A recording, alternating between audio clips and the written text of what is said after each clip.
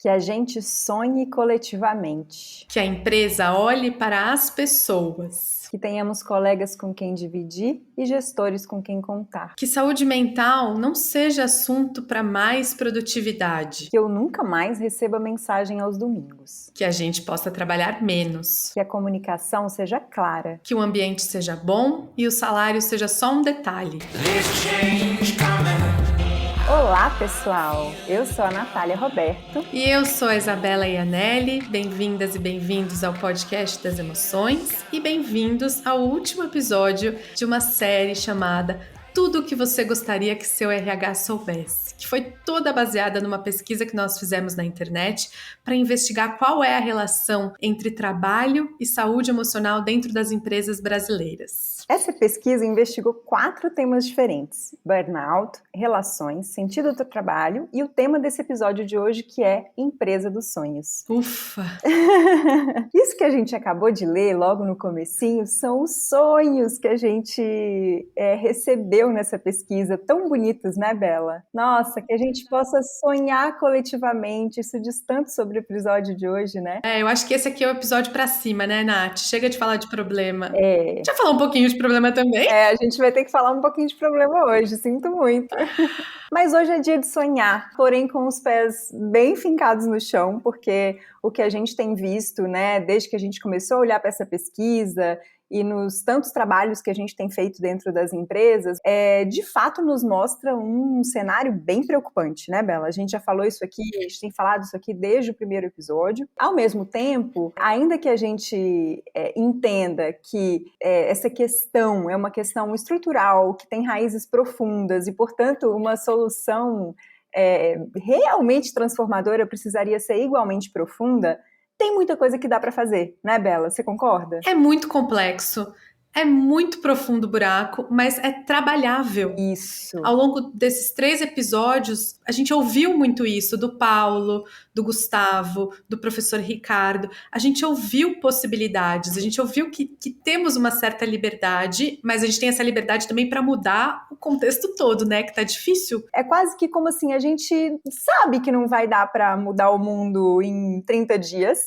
mas a gente sabe que tem coisas, talvez até simples de serem implementadas, que podem mudar muito o nosso cotidiano. Um pouco sobre essas coisas que a gente quer falar aqui hoje, né, Bela? E se você quiser saber um pouco mais do nosso trabalho dentro de empresas e o que a gente tem feito nesse sentido de olhar não só para equilíbrio emocional, mas também de ações práticas em imersões, em cursos, em palestras, é só visitar o nosso site, o cursodasemoções.com.br/empresas. E ao final desse podcast, agora nós vamos nos dedicar a fazer um documento trazendo um pouco dos insights que a gente recebeu e um pouco dos relatos autorizados para publicação também.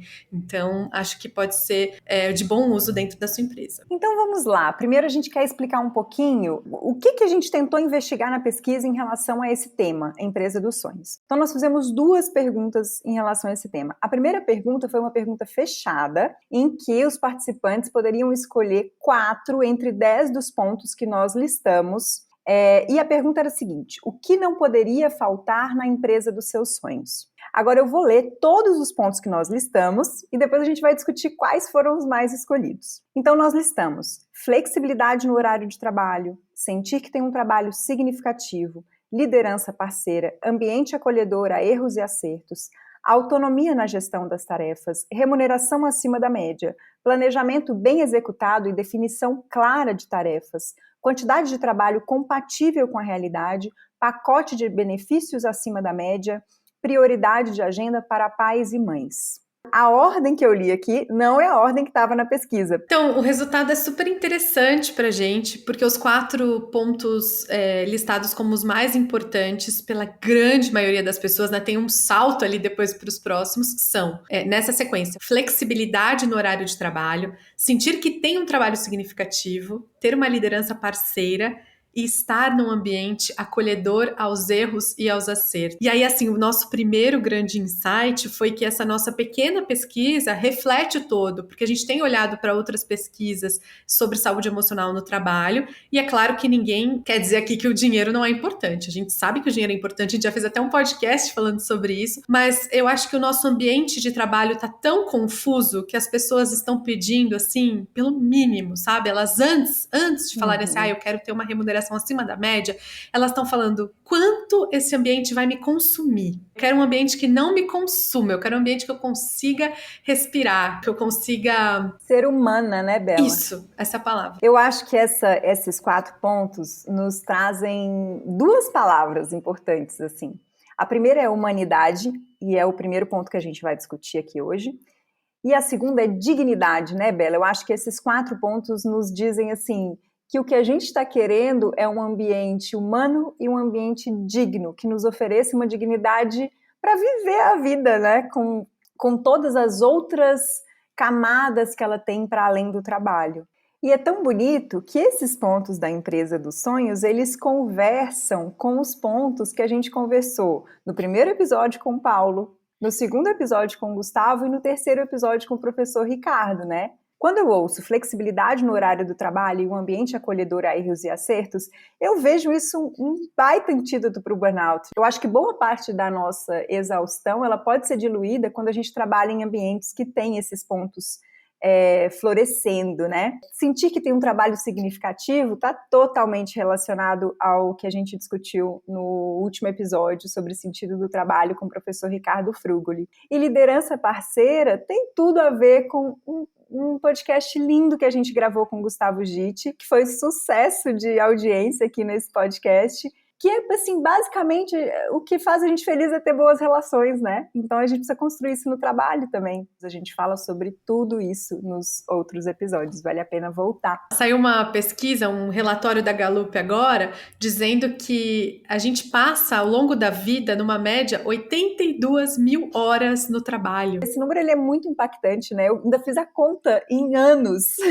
São muitos anos que a gente passa na vida trabalhando, gente. Então vamos tornar esse ambiente um ambiente em que a gente possa ser gente, né? Que a gente possa florescer, né? Que a gente possa ser criativo, que a gente possa ter boas relações, que a gente possa oferecer, que é uma coisa tão importante para o nosso bem-estar, né? Então, nós partimos para a segunda pergunta, Bela, que foi uma pergunta aberta em que a gente recebeu muitos relatos tocantes e maravilhosos e sonhos muito parecidos uns com os outros, né? Que pergunta foi essa? De mudanças simples às gigantes, o que você gostaria de dizer ao RH das empresas que mudaria completamente a vida dos funcionários? Pode sonhar aqui com a empresa dos seus sonhos. A gente recebeu muitos relatos, alguns ditos ali no comecinho, mas assim, né, Nath? A gente recebeu todo tipo de relato. Relato muito triste, relato muito feliz, relato muito empolgado com as possibilidades de mudanças, outros já um pouco desanimados. E aí a gente reuniu aqui em alguns pontos para a gente destrinchar o principal, o suco do que saiu aí desses relatos. O que as pessoas estão realmente querendo dizer quando elas colocam com suas próprias palavras.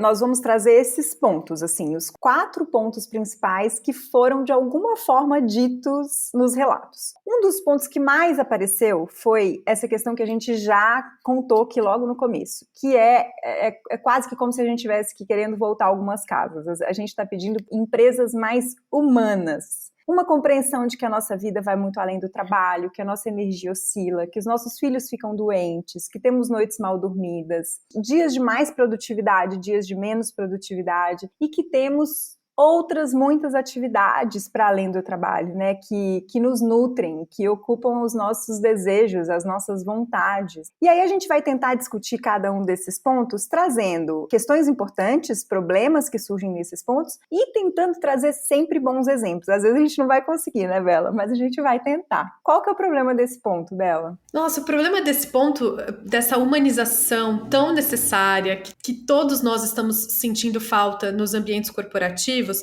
ele está bem explicado, acho que no episódio que a gente fez com o Gustavo Gitti, porque muitas e muitas vezes, e eu vejo isso ao meu redor, dizendo assim, não vou nem entrar nesse ponto, sabe? Assim, eu não vou nem entrar em saber se ele tá bem hoje, não vou nem entrar em saber se ele precisa sair mais cedo, porque senão aí entra um problema, não tenho braço, não tenho frente para lidar com o tamanho problema que é a vida do outro, né? Todos nós temos muitos problemas. Então, assim, tem essa dificuldade mesmo do ambiente corporativo de trazer uma humanização do outro, porque às vezes a gente não vai ter recursos para lidar com essas demandas, a gente vai ter ferramentas. E aí vem essa idealização que estamos vivendo de que é possível ter essa ruptura. Então, eu sou um no trabalho, eu produzo no trabalho e eu deixo meus problemas de casa dentro de casa. Seria maravilhoso se pudesse acontecer isso. Tem uma série que chama Ruptura, que fala muito bem disso, assim, né? De como a idealização das empresas é essa, né? Que a pessoa possa entrar no trabalho e realmente produzir e deixar de lado os seus problemas. Mas não é possível. Nós somos seres humanos muito complexos. As emoções afetam o nosso ambiente de trabalho o tempo todo, por mais que a gente não queira. Aliás, essa é uma característica das emoções. Elas acontecem mesmo que eu fale. Hoje eu não vou sentir raiva. Chega de culpa, deixa essa culpa para lá. Não adianta. Ela aparece, ela brota, ela permeia a nossa vida, complica os nossos dias, alegra os nossos dias também. Então, porque muitas vezes a gente foi formado com essa atuação técnica de entrega, de prazo, de fazer, né? Somos muito fazedores. A gente pode deixar um pouco de lado a humanização por essa falta de contato com as emoções. A gente sabe bem disso, né? A gente tem falado disso dentro de empresas, de como a nossa formação, se você se formou, eu sei que tem várias gerações aqui ouvindo a gente, mas é provável que a sua geração, se você não tiver 20 anos, ela tenha sido uma geração que foi formada dentro das escolas com a educação socioemocional deixada de lado. Se eu fui mal na prova de matemática e eu tô chorando, o meu problema é com a matemática, o meu problema não é lidar com frustração. Hoje a educação dentro das escolas já está mais preparada para ouvir isso com mais profundidade, assim, né? É uma criança chorando por causa da prova de matemática, ela tá lidando com a frustração desse jeito. Como é que a gente faz para ajudar ela com a frustração, não só com a matemática? E parece que isso não tem nada a ver com o mercado de trabalho, porque a gente está falando de crianças, mas tem tudo a ver, né, Bela? Porque essas crianças são as pessoas que vão ocupar os postos de trabalho daqui a alguns anos. Então, nossa, como teria sido, né, se a gente tivesse educado, sabendo que a emoção vai passar.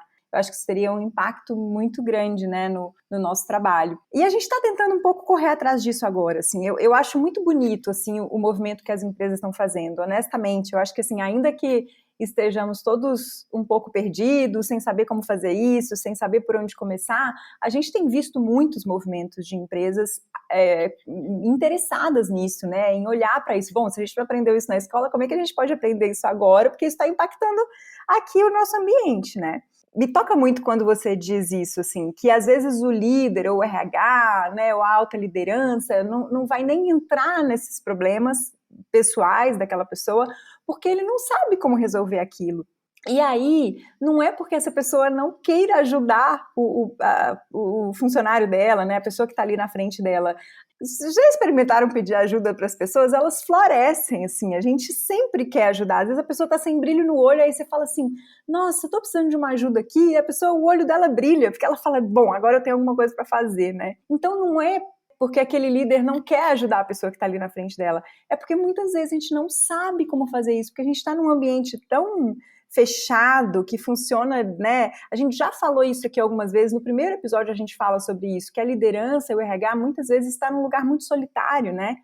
Que está ali meio espremido entre a alta gestão e as pessoas para quem eles têm que oferecer cuidado, assim. Então, às vezes, é uma tarefa muito difícil mesmo. Mas aí tem um ponto que talvez a gente possa já ir introduzindo o bom exemplo, né? Que, assim, humanização não tem a ver com atender todas as necessidades daquela pessoa, né? Não tem a ver com ignorar a demanda do negócio. Às vezes você não vai poder sair para levar o seu filho no médico naquele dia, porque aquele dia tem algo muito importante para ser feito, assim, né? Assim, a gente vai ver um exemplo agora muito bonito sobre isso, né? De uma grande amiga nossa, que trabalhou durante muitos anos como RH de uma empresa, e ela teve uma difícil tarefa de ter que desligar uma grande parte da equipe. Ela, como RH, teve a difícil tarefa de ter que dar notícia para as pessoas. E aí, qual que seria a demanda daquelas pessoas? Não perder o emprego, né? Assim, a demanda delas, assim, a vontade delas, o desejo seria não atender um emprego.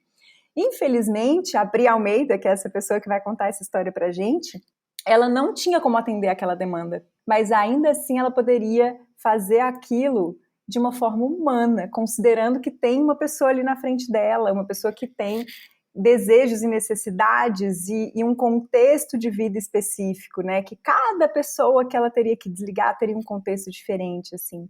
Saúde emocional, equilíbrio emocional não tem a ver com a gente ter todas as nossas necessidades atendidas, né? Mas como é que a gente vai lidar com aquelas adversidades quando elas surgem? Então, um pouco o convite que a gente gostaria de fazer para o RH, para o líder, sabendo que não é uma tarefa fácil, é assim: ainda que não dê para atender todas as necessidades da sua equipe, como é que dá para ser um pouco mais humano? Como é que dá para passar por esse processo de trabalhar numa grande empresa com um pouco mais de dignidade e humanidade? Eu acho que o recado que a gente pode dar para nós aqui, para todos nós, também é esse, assim, de pensar se eu não estou jogando uma expectativa muito alta no meu trabalho, sabe? Se eu não estou querendo que o meu trabalho me supra de todas as maneiras. Eu acho que isso é uma coisa que a gente vê muito na nossa geração, não sei como é que tá a geração que vem agora, e é uma coisa que eu não vejo na geração dos meus pais, dos meus tios, das pessoas ao meu redor, assim. Não era uma busca pela completude dentro do trabalho. Era uma busca mais, é isso aí, tem que trabalhar, e daí o resto eu me viro, vou ser feliz em outro lugar, né? Não fazer disso uma grande coisa. Então, às vezes, é também isso, né? No âmbito pessoal, será que eu tô colocando as minhas fichinhas da felicidade também em outros lugares? Será que eu tô cultivando outras coisas? O professor Ricardo falou só sobre isso, né? Às vezes, cara, não é no seu trabalho que você vai ter esse oferecimento, mas é ajudando o outro, é entrando lá no pão do povo da rua, ajudando ele de alguma maneira, é se conectando a pessoas além de negócios apenas. É quase que como se fosse uma dança, né, Bela? A gestão da empresa vai precisar, se quiser melhorar aquele ambiente, se quiser tornar aquele ambiente um bom ambiente para se estar e para se trabalhar, vai ter que olhar para esses pontos e, ao mesmo tempo, o indivíduo vai ter que olhar e se fazer uma pergunta assim: bom, tá, mas o que mais que eu tenho para fazer para não colocar todas as minhas fichas aqui dentro, né? Então vamos tentar trazer um bom exemplo que considere esses dois pontos, né? Como eu falei, a gente vai contar a história da Priscila Almeida, que é uma amiga querida e trabalhou durante muitos anos no RH de uma empresa. E ela teve que passar por esse desafio ela foi para a unidade do Nordeste dessa empresa, para fazer um processo de desligamento das pessoas. Então, nesse primeiro trecho do áudio da Pri, ela conta pra gente que ela estava esperando um milagre ali na função dela de líder de RH, de pessoa que ia passar por esse momento difícil, que era o milagre de não precisar fazer aquilo. Ela estava esperando por isso. E aí, numa conversa, a Pri contou isso pra gente longamente, aqui ela vai ter que resumir isso em alguns minutos, mas como é que ela buscou recursos para tentar fazer isso do melhor jeito possível? Então vamos ouvir. Eu tinha uma curiosidade em conhecê-los em termos de cultura, crenças e formas de trabalho. Então minha porta sempre estava aberta para que não houvesse um distanciamento entre eu, enquanto liderança de RH, e os colaboradores em geral. E, incrivelmente, eles traziam situações muito particulares, assim, que no início me causavam um certo estranhamento e ao longo do tempo foi se transformando em um encantamento. Eu sabia do pai de um colaborador que armazenava há anos no porão garrafas de pitu para o sabor ficar mais apurado, sabia de algumas separações, de desafios com filhos adolescentes, de quem ia casar, da filha que queria fazer medicina e por aí vai. Quando chegou o período de concretizar as demissões, eu queria fazer algo. E aí surgiram meus aprendizados. Meu primeiro aprendizado foi essa espera de um milagre que eu nutria. Vinha somente de um lugar humanizado ou também de um autocentramento? Essa foi uma pergunta que eu fiquei debruçada assim um tempo. Por conta da relação mais próxima com os colaboradores, eu tinha medo de como que eles iam se relacionar comigo depois. O que eles iam pensar de mim? Eu tinha medo de não ser aceita ou ser reconhecida como uma boa liderança. Ao dividir com uma amiga, ela disse: Se estiver preocupada com eles, encontrará as formas mais respeitosas para fazer isso. Se estiver preocupada com você, a possibilidade de se enganar, eu fiz o que devia e ser desastrosa é grande. Você tá aqui pelo outro, não é por você. Qualquer coisa que a gente quiser na vida, a gente pode fazer na vida, a gente pode lembrar desse conselho, né? Criar os nossos filhos, entrar num casamento, entrar num trabalho, nossa, qualquer coisa. Eu acho que o meu segundo aprendizado foi que nós líderes de RH, muitas vezes a gente não consegue ir contra uma decisão da alta administração. Eu busquei uma das lideranças em busca de conselho e ela disse: nem sempre haverá argumento suficiente para convencer a alta administração, principalmente quando já prometeram resultado aos acionistas. É difícil que essa ação seja feita por você ou por pessoas que se preocupem com as pessoas. Quem está sendo demitido nem sempre entenderá ou reagirá muito bem, porém sentirá que teve um olhar, um cuidado, respeito e acolhimento. Nossa, Bela, eu acho que aí ela está tocando num ponto muito importante, que é a gente tirar o romantismo das coisas, né? Não adianta a gente começar a olhar para isso, era o que a gente estava falando lá no começo. Tem que ter o pé na realidade. A gente não vai mudar o mundo dentro das organizações. Não vai. Isso aqui é tarefa para muitas gerações ainda para frente, né? Então vamos começar devagar. Se a gente tem que fazer isso, que seja feito com o melhor coração possível, né? Então eu acho que tirar o romantismo é muito importante para a gente tirar parte do sofrimento também, né? Talvez o terceiro aprendizado nessa situação foi que acolher ou ser respeitoso não é ter como resultado a compreensão do outro, e sim dar liberdade para que o outro possa pensar e sentir o que surgir, mesmo que seja uma raiva ou decepção contra você mesmo. Baseada nisso, eu fui para várias unidades, fazendo boa parte das missões pessoalmente, com o apoio dos líderes diretos e da equipe que trabalhava diretamente comigo, explicando o momento da empresa, os benefícios que teriam direito e me colocando para ouvir cada um. Uns agradeceram, outros viraram a cara, alguns se decepcionaram e alguns me abraçaram.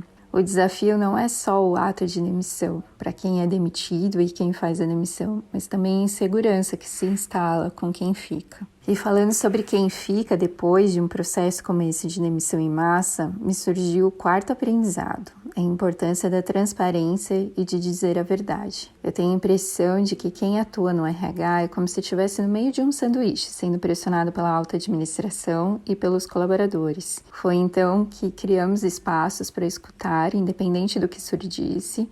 Alguns relatos até cortavam-se em meu coração. E para darmos as respostas que tínhamos, mesmo que fosse, não sei ainda. Que lindo, né? Que mais pessoas ocupem lideranças de RH com essa mente, né, Bela, voltada para o outro, porque é isso que a gente precisa. Não é que a gente não vai viver situações desafiadoras, né? Uhum. Bom, então aí o segundo ponto que surgiu bastante na nossa pesquisa e que se conecta bastante com essa humanização é o acolhimento de mães e de pais, os pais que realmente dividem as tarefas das crianças com a mãe. Especialmente no caso das mães, a gente vê muito isso ao nosso redor, que o mercado de trabalho cada vez mais perde essas mulheres que são muito competentes, que são muito bem treinadas, que têm muito a oferecer, por conta de uma inabilidade da gente conseguir colocar as crianças no meio do nosso cotidiano, da gente conseguir trazer as crianças para parte de uma vida natural da cidade. Tem até uma pesquisa recente, Bela, publicada pela FGV, vou ler aspas do que a gente viu na pesquisa. Após 24 meses, quase metade das mulheres que tiram licença maternidade está fora do mercado de trabalho, um padrão que se perpetua inclusive 47 meses após a licença. Uhum. Isso me dói o coração, assim, sabe? Um pouco assim, a nossa dificuldade de entender que a maternidade, a paternidade é uma questão coletiva, não é uma questão individual. Isso seria uma coisa muito bonita da gente aprender, né? Assim, que a gente não teria que dar conta disso individualmente, né?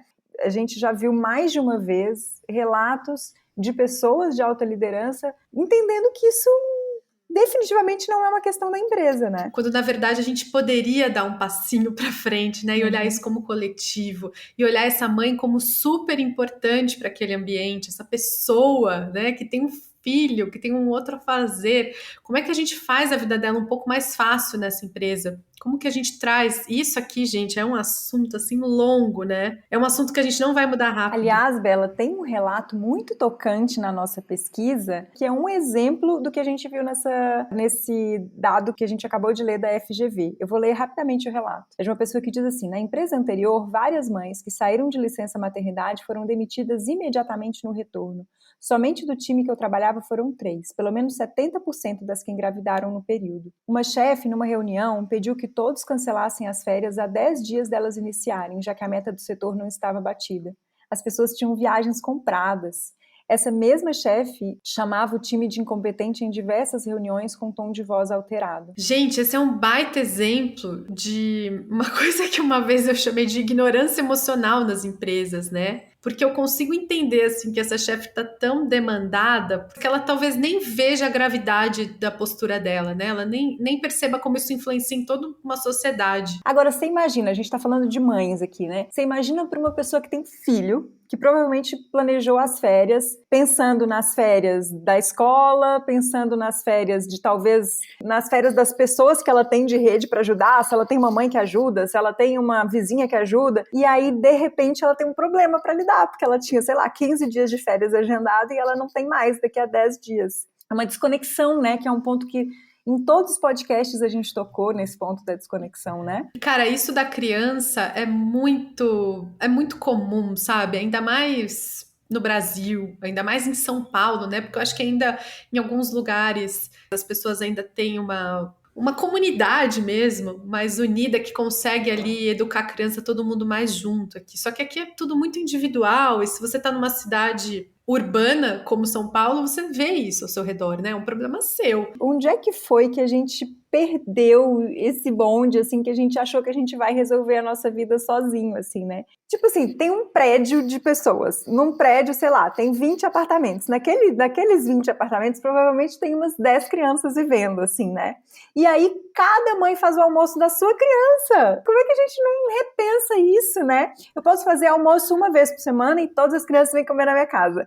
Ou, sei lá, eu levo as crianças na segunda, você leva na terça, você leva na quarta. A gente deveria começar a se organizar coletivamente, né? Assim, cuidar sozinho é pesado, né? Especialmente para uma mãe solteira, né? Os grupos de mães são organizados assim, né? Porque as mulheres são fortes, né? Então os grupos de mães se organizam, mas é na base do sofrimento, assim, é sem nenhum apoio. E aí, queria muito trazer esse bom exemplo, que é muito tópico, mas eu ouvi 2 vezes, que é assim, é claro que é um passo, é claro que tem zilhões de problemas, mas é um passo dado pelo governo que eu acho muito bonito. Eu ouvi de 2 relatos, de um aluno que eu tive, que veio da França, e de uma amiga que mora também na França. O sistema de educação francês, ele é feito de um jeito que você as crianças estudam por 2 meses e tem 15 dias de férias. E além disso, toda quarta-feira não tem aula. Porque a ideia utópica, né, vamos lá, começa assim na utopia,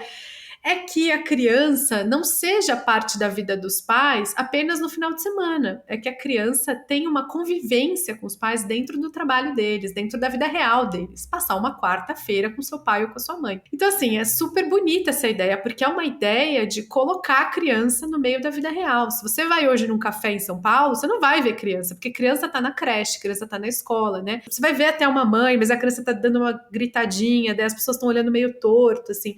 Porque tem lugares que não são lugares de criança, assim, a gente dividiu mesmo, assim, tá muito dividida a nossa sociedade. E é um primeiro passo do governo que depois tem que ser jogado para as empresas, né? Ó, na quarta-feira, essas crianças não vão para a escola, então seria bom que vocês tivessem espaços dentro da empresa de vocês, que a criança pudesse com o pai ou com a mãe, né? Com alguém ela tem que ir para ser acolhida ali nesse dia livre da escola, mas também de muito aprendizado, que é um aprendizado da vida real. Nossa, essa iniciativa é maravilhosa. Como você pontuou, existem problemas, né? Eu conversei com uma amiga que mora na França e ela falou, olha, a ideia realmente é maravilhosa, mas se você está numa empresa que não banca aquilo, aquela quarta-feira vira um problema. Então, o que acaba acontecendo muitas vezes é os pais terem que pagar uma recreação, isso vira um custo extra.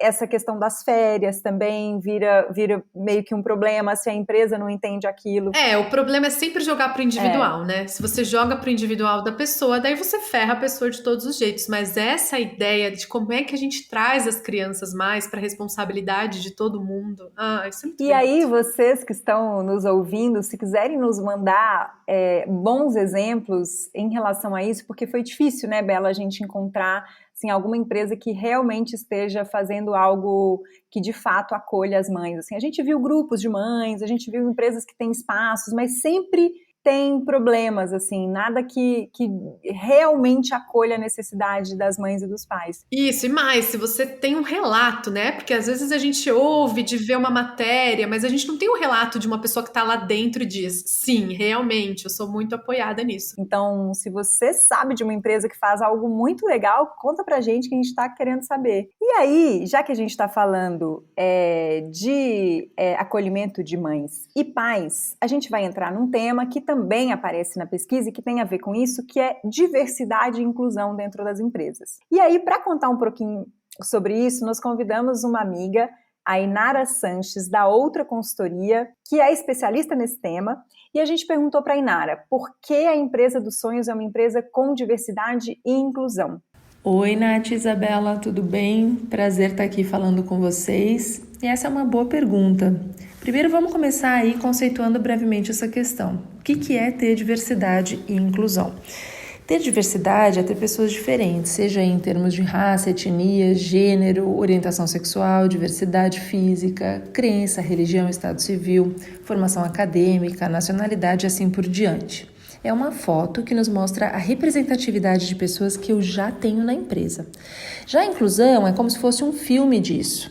É como eu estou incluindo essas pessoas no meu dia a dia, como que eu me adapto para recebê-las e o que eu faço para que todas e todos se sintam acolhidos. Como diria a Verna Myers, diversidade é convidar para a festa e inclusão é chamar para dançar. Daí ter essas duas coisas, diversidade e inclusão, torna as empresas muito mais agradáveis para a grande maioria das pessoas, porque inclui mais talentos. Pensa comigo, tem muitas pessoas que passam mais tempo no trabalho do que com a família.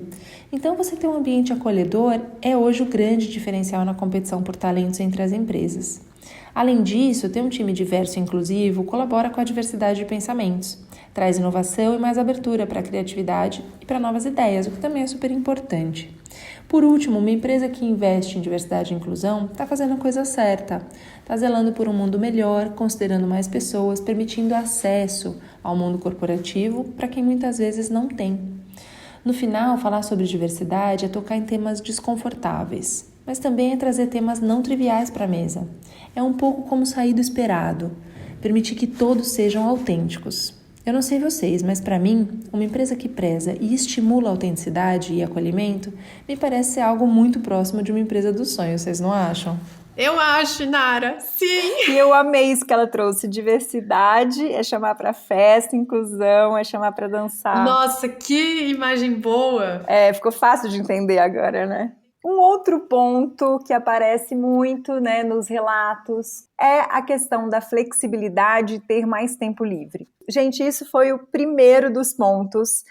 E nos relatos, muitas vezes, foi o altíssimo número de pessoas que sugere 4 dias semanais de trabalho e redução da carga horária de trabalho para 6 horas diárias. Empresas, as pessoas estão sedentas por 4 dias de trabalho. Sei lá, eu diria que quase metade das pessoas colocou isso, pelo menos. É muita gente, né? Sim. E eu apostaria que as outras não seriam contra essa ideia.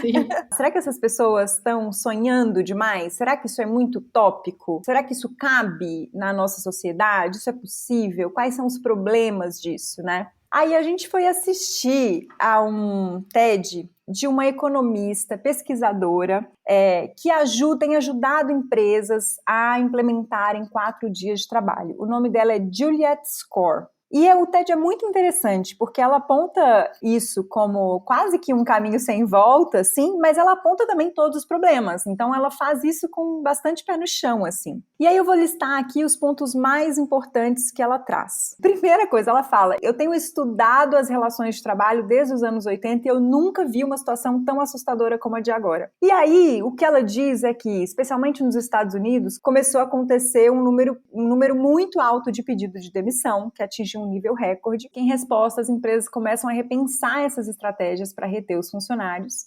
Então, essa pesquisadora tem ajudado empresas a implementarem isso. E ela traz alguns exemplos. E o que é legal é que ela mede os resultados disso em pesquisa. Então, ela traz um exemplo de uma empresa chamada Healthwise. E ela diz que mediu o que aconteceu nessa empresa depois de a empresa implementar os 4 dias de trabalho. As pessoas se sentem menos estressadas, valorizam mais o trabalho, têm vidas melhores fora do trabalho, tem uma diminuição na rotatividade das pessoas, redução nos custos de assistência com saúde e diminuição de erros e trabalhos mal feitos. Ela diz, bom, o que essas pessoas dão em troca para ganhar tudo isso? Elas dão em troca trabalharem mais durante esses 4 dias. É quase que como se as pessoas se comprometessem a falar assim, bom, tudo bem, eu vou entregar a mesma coisa em 4 dias. E ela fala que elas trocam, por exemplo, uma olhadinha no Facebook, um vídeo que a pessoa manda, pelo dia que ela vai ganhar livre na semana para estar com a família, para, cuidar dela mesma. E aí ela fala assim, as pessoas que fizeram parte dessa pesquisa, elas não estão interessadas em realizar menos trabalho. Elas estão interessadas em entregar o trabalho. Isso vai de encontro à nossa pesquisa, né, Bela? Quando a gente pesquisa lá sobre sentido no trabalho, a gente descobre que as pessoas não querem não trabalhar, que elas só querem ter um trabalho que atenda às outras tantas demandas da vida, assim. E aí ela diz, o que a empresa precisou aprender para fazer isso? O segredo é organizar o trabalho e cortar atividades desnecessárias, tipo muitas reuniões, né? A gente sabe disso. A gente fez um trabalho recente com uma grande empresa e o nosso trabalho foi basicamente ouvir as pessoas para chegar à conclusão de que muitas reuniões poderiam virar um e-mail. Ou de que muitas coisas que as pessoas pediam como sendo urgente, as pessoas poderiam ser só mais claras de quando elas precisam aquilo e qual é a real urgência daquilo, assim. Aí ela começa a apontar os problemas. Quais são os problemas disso? Fábricas, hospitais, né? Tem tipos de trabalho em que isso seria muito mais difícil de ser implementado. Então ela fala que o que tem sido testado nesses ambientes é uma diminuição de carga horária. Um problema que surge. Se eu diminuo a carga horária para 6 horas, eu preciso contratar pessoas para trabalhar essas horas que foram diminuídas de uma outra pessoa. O que eles estão descobrindo? Que a diminuição de gastos com rotatividade e de gastos com saúde desses funcionários ajudam a pagar o custo extra com salários adicionais. E aí, o que está acontecendo em alguns países que estão testando isso? O governo está bancando esse dia que o funcionário não vai trabalhar. Assim, me parece uma coisa muito saudável, né, Bela? A pessoa está lá trabalhando com outra energia. Que bonito isso. E assim, tem a leitura errada, né? A gente leu alguns relatos, a gente ouviu um relato de uma pessoa dizendo que na empresa dela a chefe disse que eles têm que trabalhar toda manhã presencialmente e toda tarde elas ficam livres para o online. Só que ela diz que ela acaba trabalhando muito mais, porque a chefe tem a impressão de que ela tá liberada à tarde, mas ela não tá, porque ela segue com as demandas da empresa, mas a chefe acha, não, você tá com a sua família, você pode fazer o que você quiser, mas não pode. Então tem essa leitura errada que a gente tem que se atentar, né? Uhum. Mas na leitura certa, isso vai longe. Sim. E aí o quarto ponto da nossa pesquisa é essa necessidade de fazermos da empresa uma comunidade, já que a gente passa tanto tempo lá, com essa busca das pessoas que as empresas tenham um investimento real na saúde mental de todos, sabe? Que as empresas sonhem junto com as pessoas um ambiente mais saudável. E aí, para nossa surpresa, para a gente ver que a gente está muito imersa numa bolha, 60% dos respondentes da nossa pesquisa disseram que não notam um aumento nas ações de promoção de saúde mental nas suas empresas, o que para a gente foi um choque, porque como a gente trabalha com isso, a gente vê muito esse aumento. Mas apenas 40% das pessoas disseram sim, está acontecendo melhora e tem alguns investimentos. Eles ainda citam, né? Eles falam, minha empresa paga yoga, reembolsa terapia, tem psicólogo 24 horas, dá curso de CNV, tem aplicativo de meditação, oferece massagem às sextas-feiras. E aí eles listam, assim, essas iniciativas das empresas, mas ao mesmo tempo, pelas entrelinhas, Nath, não sei se você teve essa impressão. Com uma crítica, né, Bela? Com uma crítica, porque assim, ao mesmo tempo as pessoas relatam que estão muito sozinhas, que sentem muito medo, e a gente ouviu o Paulo falando como o medo é péssimo para o ambiente de trabalho, para a pessoa realmente aprender e florescer. Tem esse medo de abrir com o líder, com o RH, que estão passando por problemas e, ao mesmo tempo, sendo muito demandadas. Então, olha que importante, né? Uma das coisas que mais aparece é esse ambiente acolhedor aos erros e acertos, que vai além de ações pontuais, vai na construção desse ambiente frutífero que faz a gente florescer, que a gente se sente bem. Que aquilo faça parte da cultura, né? Dos valores mesmo, né? Assim, eu acho que tem 2 pontos, assim, importantes. O primeiro é que essa intenção seja genuína, né, Bela? Que não seja assim, putz, eu tenho um orçamento aqui, eu preciso falar sobre isso. Voltando ao que o Gustavo falou lá no 2º episódio, as empresas perguntam, mas elas não ficam até o final da resposta, né? Se a pergunta for genuína, talvez as pessoas fiquem até o final da resposta.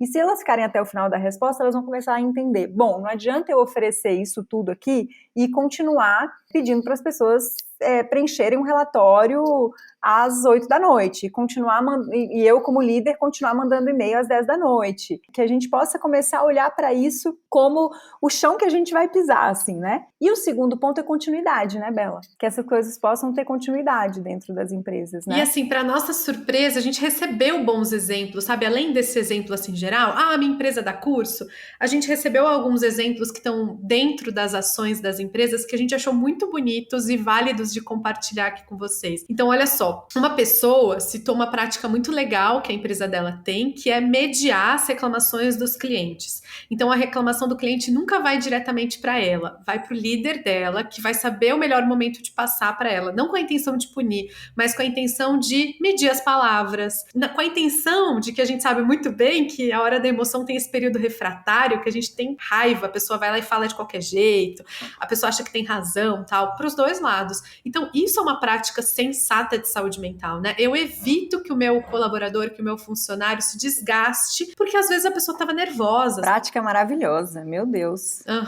Tem um restaurante que a gente ama, chama Santo Colomba, de um chefe Alencar maravilhoso aqui em São Paulo, um mineiro que faz comida italiana. Tem uma coisa muito específica no restaurante dele, que é esse lugar de boa relação, sabe? As pessoas têm boas relações com os clientes, mas especificamente eu fiquei estudando isso nos últimos tempos e eu percebi que todos têm muita autonomia, sabe? Todos têm muita autonomia para te oferecer o couvert, todos têm muita autonomia para te indicar o vinho, todos têm muita autonomia para falar se você pode mudar o prato ou não.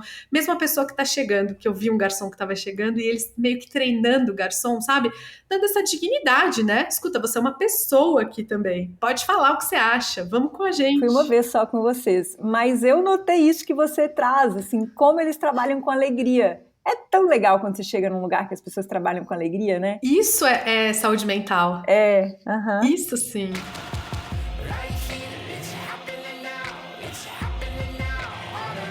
Bela, qual que é o recado final desse podcast? Pensa assim, ó, se você pudesse falar agora com o CEO das empresas, com os diretores de RH, os grandes líderes, o que você gostaria de dizer? Se a gente tiver que resumir essa história toda, a conversa passa por uma palavra chamada dignidade. Oferecer dignidade para essas pessoas. A empresa dos sonhos é um lugar digno. A empresa dos sonhos contempla as pessoas. Acho que esse é o ponto principal do que eu quero falar. E você, Nath? Eu quero falar um ponto que você colocou lá no comecinho, que a gente tem falado muito sobre essa palavrinha. É difícil, mas essas questões são trabalháveis. Com o pé no chão, olhando para a realidade, né? Mas o que a gente viu na pesquisa e nos bons exemplos que a gente tem pesquisado, que são questões trabalháveis. Talvez a gente não consiga o perfeito, mas entre o perfeito e o insuportável tem um caminho do meio. E é nesse caminho que eu acho que, assim,